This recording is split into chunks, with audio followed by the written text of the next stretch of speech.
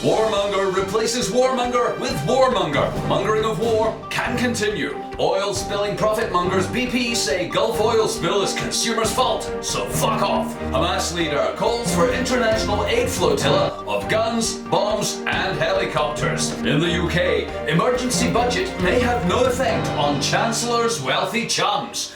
Hello, innocent bystanders. Welcome to the fucking news. I'm coming in her face.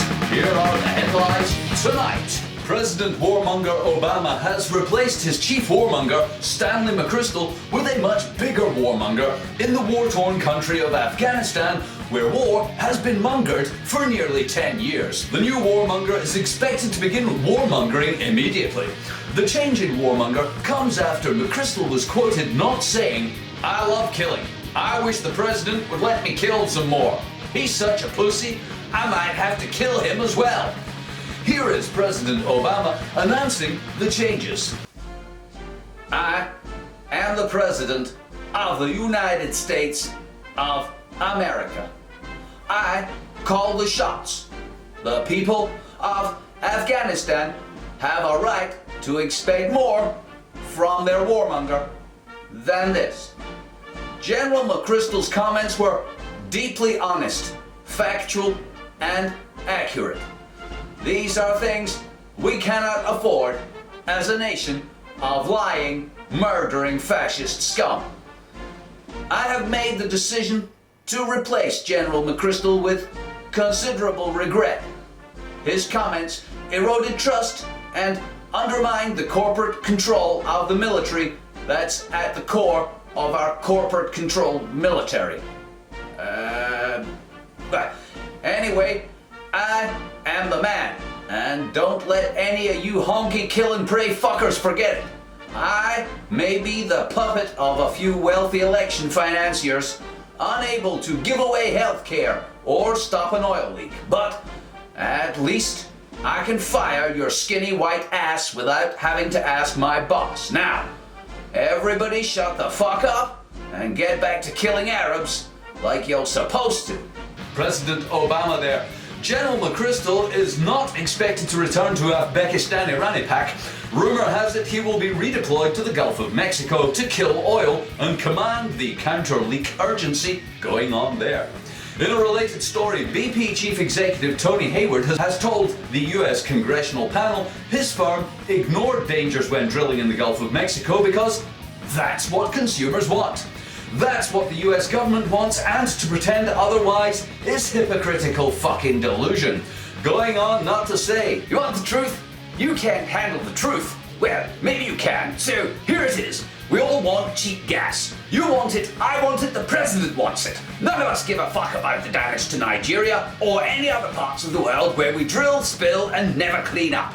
It's only in America where your politicians have to pretend they give a fuck that this is a problem. Right now, all over the earth, we're fucking up some of the most beautiful and rare ecosystems on earth. What have you got to say about that? Nothing. Nada. Niente. Why? Because you want cheap oil. And as long as you don't see the mess, you don't give a fuck. Am I right? Am I right or am I right? Right. So, why are we drilling in 5 miles of ocean where if anything goes wrong, we're fucked? I'll tell you, it's because we all want cheap gas. Now, get off my fucking back, you douchebags. The day you stop pumping oil into your giant gas-guzzling tin cans is the day we'll stop drilling and spilling. Until then, pay the bill, shut the fuck up. Now, leave me alone, I've got checks to write. Mr. Hayward from BP there. In a totally unrelated story, imaginary Hamas leaders have criticized the recent flotilla of aid ships as being futile, ineffective, cowardly intellectual posturing and a waste of the lives of those who died. In a made-up interview with FKN Newz, a Hamas spokesperson didn't say, "How about you send us some guns, you stinking cowards? We're fucking dying here. They bomb our homes, our schools, our hospitals, and you watch. Our women die at their checkpoints. Our children are starving to death, and you watch. We are fighting for our lives against one of the most technologically advanced armed forces on Earth. We are outnumbered, outgunned, and surrounded. What do you send? Blankets. Are you fucking serious? Fucking blankets? You don't think we've got enough blankets? Ha! Every time the Israelis bomb fuck out of us, the UN send us fucking blankets. What? You think maybe the bombs will bounce off them? Eh? How about you send us some Apache helicopters, eh? Or tanks? Oh, how about you even up the odds a little? A few surface-to-air missiles, a bazooka or two maybe would help.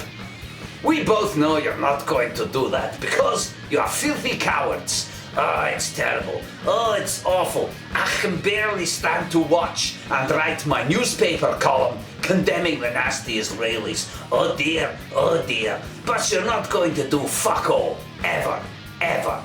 You're going to watch us die. You're going to shake your heads and tot and say, oh, it's so sad. Where we are murdered slowly, day after day, year after year, while you watch it happen and send us more fucking blankets. Well, fuck you. You can keep your fucking blankets and your chocolate bars. If that's all you're going to do, fuck you all and thanks for nothing. In the UK, Chancellor George Osborne has given an emergency budget detailing the toughest budget package of spending cuts and tax increases in a generation. George Osborne made much of this being a budget that protects the rich. And if you're a lowly paid public sector worker or someone on benefits or a young mum or someone who relies heavily on public services, you'll just have to suck it up. After all, it's your fault the banks failed, isn't it? What were you thinking, investing your depositors' money in get-rich-quick debt consolidation products? After the budget, the Chancellor did not say, bailing out my chums in banking costs a lot of dosh. You know, and you lot have got to pay for it. My tough but fair budget will leave most people £400 a year worse off. But it won't bother my very wealthy friends at all, you know, especially since I cut corporation tax and only the slaves, workers, are paying the national insurance rise. I'm not claiming that people are immediately going to be better off as a result of the budget, except my chums in big business, especially the ones I went drinking with at college. Look, here's me with my old pals. Look, there's Nathaniel Rothschild, whose family now own this country. It's them that we owe the money to, you know, and when I say we, I mean you. My family's money's all tied up offshore, overseas funds, you know, trusts. Amongst other budget measures, I have given more power to the Bank of England. Well, it was, after all, they who oversaw the financial crisis and allowed banks to overextend themselves, nearly bankrupting the country and allowing international financiers to control our economy and our lives. It's only fitting, therefore, that they should have more power to do so again. I mean, not to do so again. Well, anyway, I commend the budget to the House, and now let's all be off to dinner at Boris's. Toodle pip!